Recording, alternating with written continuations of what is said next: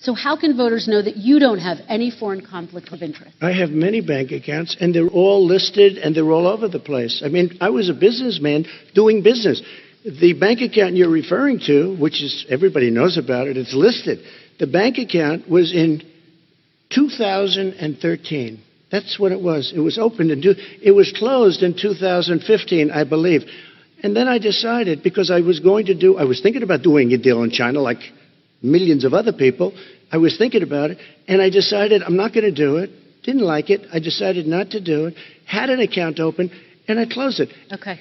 Excuse me. And then, unlike him, where he's vice president and he does business, I then decided to run for president after that. That was before. So I closed it before I even ran for president, let alone became president.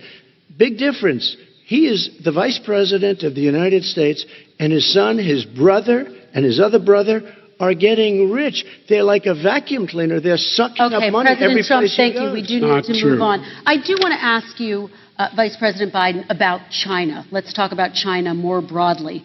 There have, of course, President Trump has said that they should pay for not being fully transparent in regards to the coronavirus. If you were president, would you make China pay? And please be specific. What would that look like?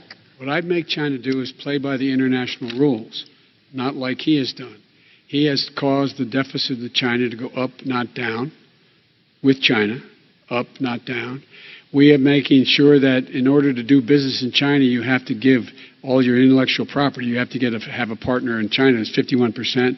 We would not do that at all, number one. Number two, we're in a situation where China would have to play by the rules internationally as well.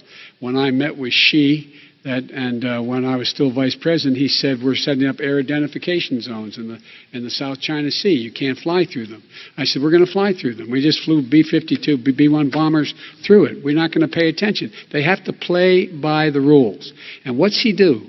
He embraces guys like the thugs like in North Korea and the Chinese president and Putin and others, and he pokes his finger in the eye of all of our friends, all of our allies. We make up we're 25% of the world's economy. We need to be having the rest of our friends with us saying to China, these are the rules. You play by them or you're going to pay the price for not paying by them economically. That's the way I will run it, and that's what we did in upholding steel tariffs and a range of other things when we were president and vice president. All right, let's talk about North Korea. Excuse me, no, I have to respond to that. Okay. Very quickly, and then we're going to move on to North Korea. With $1.5 billion from China to manage after spending 10 minutes in office and being in Air Force Two, number one. Number two, there's a very strong email talking about your family wanting to make $10 million a year for introductions. President Trump, on China policy, though, what specifically are you going to do? What specifically are you going to do to make China pay? You've said you're going to make them pay. First of all, China is paying. They're paying billions and billions of dollars. I just gave $28 billion. New sanctions? I just gave $28 billion to our farmers. Taxpayers' money. It's what? Taxpayers' money.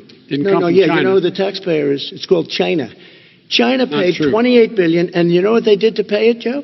They devalued their currency, and they also paid up. And you know who got the money? Our farmers, our great farmers, because they were targeted.